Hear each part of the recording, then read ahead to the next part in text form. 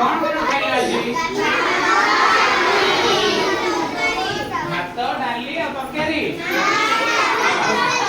तरकारी हां आमे पिले ने मसा देखि चंदी सबु काई कोती केडी केडी जे मसा जागो एरोडा मसा देखि ना ना देखि ना देखो साइड देखो हला मसा केडी केडी छोट छोट नाही एटा चित्रडा बडडा बुझिला केडी केडी मसा छोट छोट मसा केते प्रकार मसा होची तीन प्रकार सुना पिला वाला पिला सेटा होती माने मसा एपड़ा केते प्रकार मसा तीन प्रकार की मसा गोटे होची माई क्यूलेक्स मसा कोन कोन माई एनोफिलिस मसा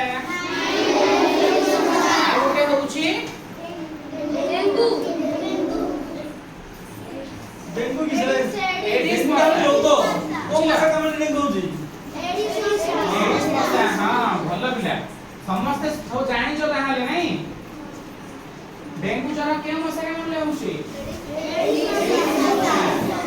आओ माई एनोफिलिस मसा द्वारा के रोग होची मलेरिया आओ माई क्यूलेक्स मसा द्वारा हमको बात ज्वर होची जानि छ कि हमें आज हमें बात ज्वर विषय रे कथा हबा को विषय कथा हबा बात ज्वर अच्छा बात ज्वर माने कोन जण बात ज्वर हिची ले हमें केमिति जानिबा ना तार गोड़ हाथ घोड़ बिंधा हबो कोन हबो घोड़ बिंधा हबो माने काटियो गोड़ हाथ होला आ कोन सामान्य ज्वर आसीबो आ कोन हबो देहरे लाल लाल सब दाग हबो बुझिलो बस फोन दे पहले हमें बात ज्वर को आके कोन कहू फाइलेरिया बोली सार को आनियो होला बात ज्वर रो लास्ट स्टेज होची फाइलेरिया जण व्यक्ति को जेतरा गोटे मशा कामुची बुझिला 10 15 वर्ष परे लकी कोड बसले बिजला सदला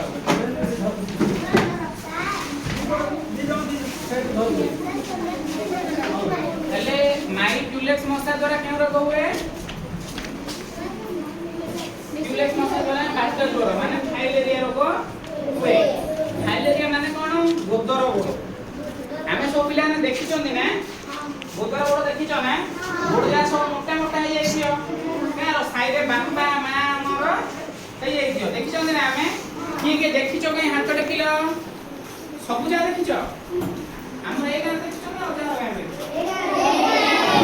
हां हेले सब जानि छ ताहाले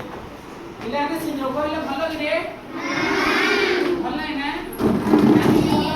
मम्मी भल नै कहलो ना ना हमें और चप्पल पिंधि परिबानी बुझिला ना आ कोन करियानी